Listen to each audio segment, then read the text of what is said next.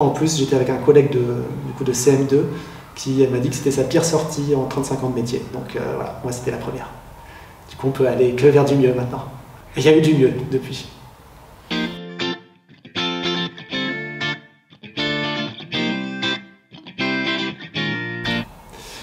Bonjour, je m'appelle Romain et cette année j'ai commencé professeur en classe de CM1 à Marseille, dans les quartiers nord.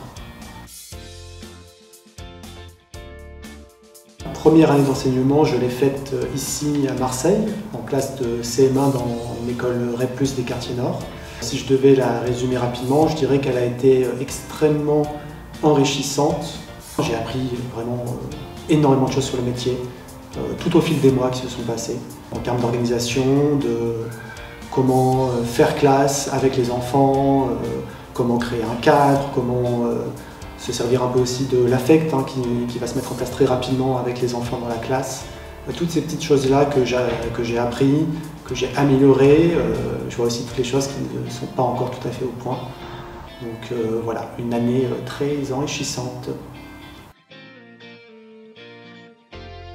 Alors, je dirais que les plus grosses difficultés, en fait, là en tant que débutant, une fois qu'on s'est mis un peu sur les rails du programme avec les manuels, c'était plutôt de réussir à créer un cadre, de le maintenir et du coup de créer une ambiance studieuse pour l'ensemble de la classe.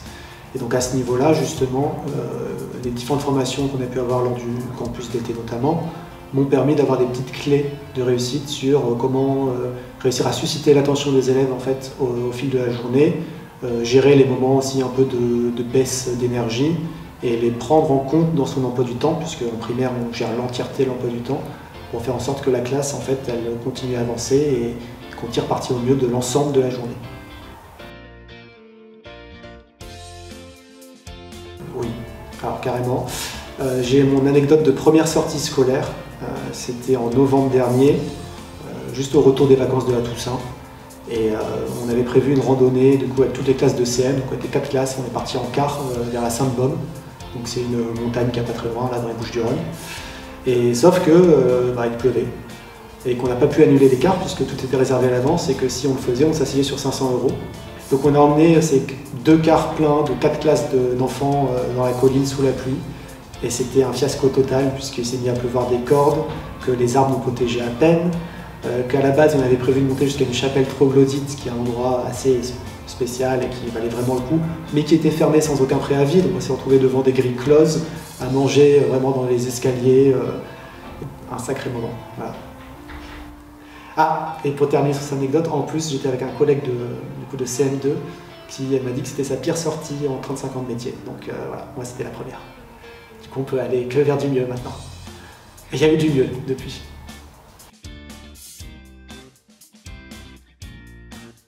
C'est compliqué à organiser la sortie quand on n'est pas là en avance dans l'établissement, mais j'ai pu profiter du fait que mes collègues ils étaient très aidants là-dessus. Donc j'ai fait quelques sorties plutôt nature, il y en a encore une qui est prévue d'ailleurs à la fin de l'année. Et aussi des sorties, on est allé au cinéma sur une thématique en fait un peu filée de l'égalité filles-garçons. On allait voir des pièces de théâtre. On avait fait une sortie aussi locale dans le quartier pour un peu apprendre à se déplacer avec une boussole, voilà, ce genre de choses. Donc quelques-unes quand même. Bon, mes élèves trouvent que c'est toujours trop peu, mais on en a fait quelques-unes.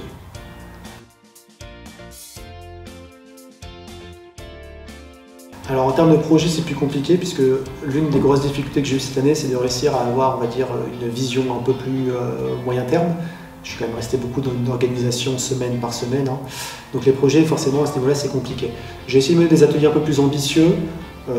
Par exemple, sur la thématique filée égalité filles-garçons avec les séances de cinéma, j'ai voulu faire aussi un atelier de débat qui devait mener à une plaidoirie où donc, en fait, les enfants avaient des cas qu'ils devaient chercher à, on va dire, étudier, analyser, pour ensuite pouvoir les défendre en tant qu'avocats. C'était très ambitieux, du coup ça a marché moyennement, mais au moins, voilà, j'essaie des choses et pareil en sciences, plusieurs projets. Enfin, moi j'ai acheté plusieurs fleurs, on a essayé de les étudier au fil des mois. On a eu aussi des visites en lien avec le collège où on a pu profiter du retour d'un professeur de SVT, enfin voilà.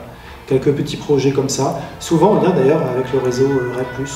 Donc il y a une opportunité de pouvoir travailler avec le collège de secteur, qui est vraiment très chouette.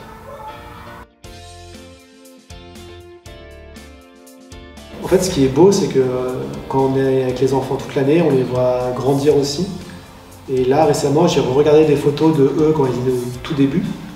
Et je me suis rendu compte à quel point, en fait, ils ont grandi, ils ont gagné en maturité. Ça change beaucoup entre là, 8, 9, 10 ans. Et du coup, je suis assez fier du fait qu'on a réussi à faire classe. Alors, il y a plein de choses qui vont pas encore, mais globalement, en fait, franchement, on est vraiment dans une relation de maître et d'élève. Et c'est beau parce que je ne pensais pas forcément arriver à ce stade-là dès ma première année. Et finalement, ça s'est fait plutôt naturellement. Et maintenant, on se connaît tellement bien que ça se fait naturellement tous les jours. Il n'y a plus grand-chose à travailler à ce niveau-là. C'est étonnant, j'ai un peu cette image de tous les matins, j'enfile mon costume de maître d'école, je monte sur la scène et en fait je l'enlève que le soir à 16h30. Et entre 8h20 et 16h30, c'est un show permanent, quoi. Et il faut toujours être là, faire attention à ce qui se passe, tout en gardant la bienveillance, mais en maintenant le cadre, donc avec fermeté. C'est vraiment hyper prenant et je pensais pas que ça serait aussi prenant en fait. C'est assez fou, quoi. Les journées passent vraiment très rapidement et par contre me vide complètement de mon énergie, voilà, mais c'est de la bonne fatigue. Donc c'est top ça, c'est très enrichissant.